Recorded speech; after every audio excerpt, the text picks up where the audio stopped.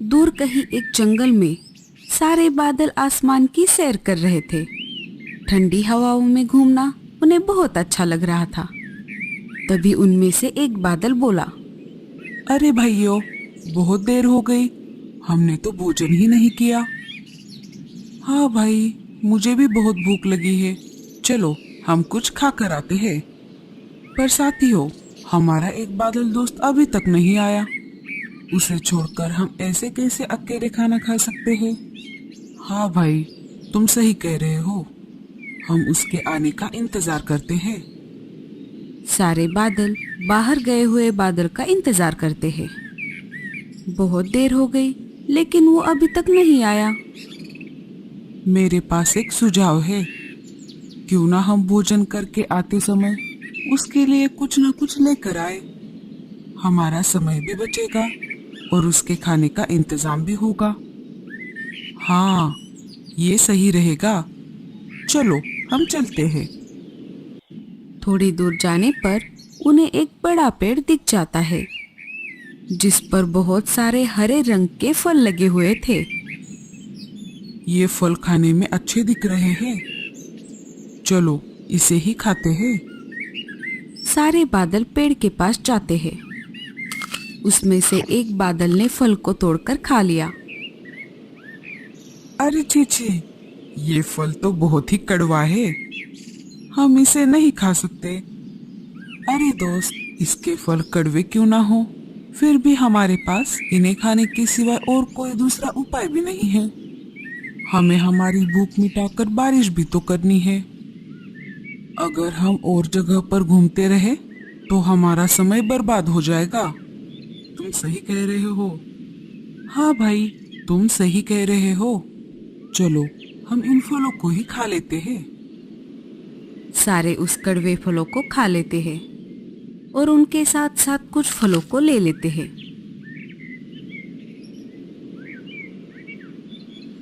बादल वापस लौट रहे थे। इधर उनका बादल दोस्त उनकी राह देख रहा था। अरे भाइयों, आप सब कहाँ पर चले गए थे? और ये क्या है तुम्हारे हाथों में? बड़ा बादल उन फलों को देख लेता है और डर जाता है। अरे भाइयों, ये फल तुम्हें कहाँ पर मिले? क्या तुमने इन्हें खा तो नहीं लिया? सारे बड़े बादल की ओर देखने लगे। हाँ, हमने पेट भर इन फलों को खाया है और आते समय तुम्हारे लिए भी कुछ लेकर आए हैं। अरे, ये आप सबने क्या कर लिया? ये फल जहरीले हैं। इन्हें खाना हमारे लिए अच्छी बात नहीं है। तुम्हारे पेट में जो बारिश का पानी है, अब वो जहरीला बन चुका है। अरे बड़े भैया, अब हम क्या करें? क्या अब कुछ नहीं हो सकता? हाँ साथियों, अब कुछ नहीं हो सकता। अब हम बारिश नहीं कर सकते। बड़े बादल के ऐसा कहते ही सारे बादल नाराज हो जाते हैं। सारे मिलकर वापस आसमान में चले जाते हैं। इधर जंगल में हर तरफ हाहाकार मचा हुआ था क्योंकि जंगल में अकाल पड़ गया था। सारे पशु पक्षी जिस नदी से पानी पी रहे थे वो भी अब सूख चुकी थी। हर तरफ जानवरों के कंकाल ही दिखाई दे रहे थे। सारे पशु पक्षी बारिश का इंतजार कर रहे थे। मम्मी, मुझे बहुत प्यास लगी है। हाँ मम्मी, मुझे भी। अब मैं क्या करूं? घर का बचा कुचा पानी भी खत्म हो चुका है। तभी वहां पर कालू कौवा आ जाता है। अरे लाडो, क्या तुम्हारे पास थोड़ा पानी है? नहीं कालू भैया, घर में थोड़ा भी पानी नहीं है। मुझे माफ कर दीजिए। हर बार आप मेरी मदद करते हो, लेकिन आज मैं आपकी मदद नहीं कर पाऊंगी। इधर भूरा कौवा नारियल फोड़ने की कोशिश कर रहा था। 2-3 बार उसने नारियल को आसमान से नीचे जमीन पर फेंक दिया, फिर भी नारियल नहीं टूटा। अरे, ये नारियल टूटता क्यों नहीं? एक काम करता हूँ, इसे एक बड़े पत्थर पर फेंकता हूँ। जब भूरे कौवे ने उस नारियल को बड़े पत्थर पर फेंक दिया तब उस पत्थर से चिंगारी निकलकर घास फूस पर जा गिरी और वैसे ही उसे आग लग गई। ये देखकर भूरा कौवा वहां से भाग गया। आग आग आओ, आओ, आग आग। कालू भैया, क्यों ना हम बादल भैया से बारिश करने को कहे। हर साल तो वो समय पर बारिश कर देते हैं। लगता है वो इस साल भूल गए हैं। हाँ हाँ चलो।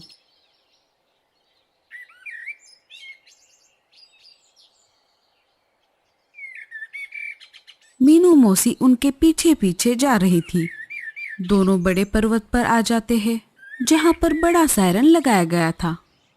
इमरजेंसी के समय उसे बजाकर पक्षी बादल को बुला सके, इस वजह से बड़े पर्वत पर एक सायरन लगाया गया था। कालू भैया, आप ही पुकारो। कालू उस बड़े सायरन को बजाने लगता है। अरे भाइयों, ये सायरन कौन बजा रहा है?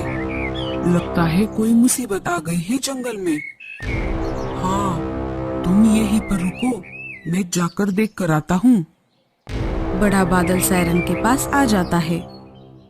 वो देखता है लाडो और कालू कौवा उसका वहीं पर इंतजार कर रहे थे। अरे चिड़िया रानी, तुम यहाँ पर कैसे?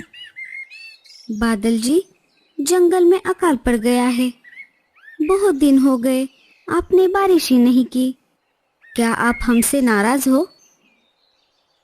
ऐसी बात नहीं है चिड़िया रानी, बात ये है कि बड़ा बादल घटी हुई सारी घटना लाडो चिड़िया को बताता है। इस कारण से अब हम जंगल में बारिश नहीं कर सकते। अरे बाप रे, ये तो बहुत बड़ा संकट आन पड़ा है हम सब पर। अब क्या होगा? तभी वहां पर भूरा कौवा चिल्लाते हुए आ जाता है।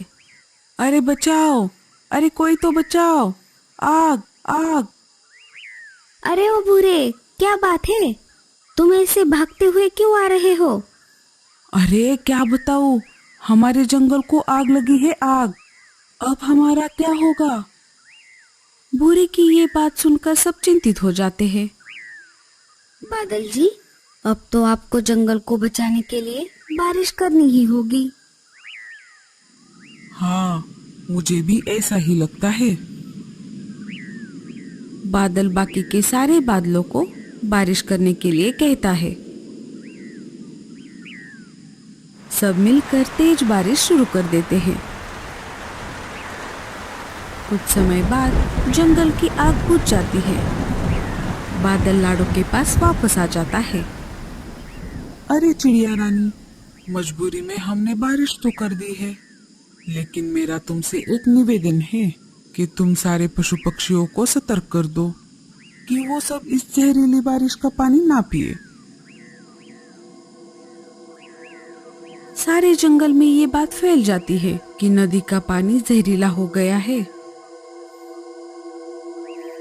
जिन पंछियों को पता था उन्होंने तो जहरीले पानी को नहीं पिया, लेकिन जिन पंछियों को नहीं पता था वो उसको पीकर मरने लगे। अरे कालू भैया, हम बिना पानी के ज्यादा दिनों तक जीवित नहीं रह सकते। हमें कुछ ना कुछ तो उपाय करना होगा। दोनों सोच ही रहे थे कि तभी उन्हें जमीन पर मीनू मौसी की आवाज आने लगी। अरे मूर्ख, तू मुझे काटेगा? मुझे? तेरी हिम्मत कैसे हुई मुझे काटने की? मुझे जाने दो, ऐसी गलती मैं फिर कभी नहीं करूँगा। तुझे जाने तो दूंगी, पर तुझे मेरे शरीर का सारा जहर वापस पीना होगा, वरना मेरे मरने से पहले तुझे नोच नोच कर मार डालूंगी, समझ लेना।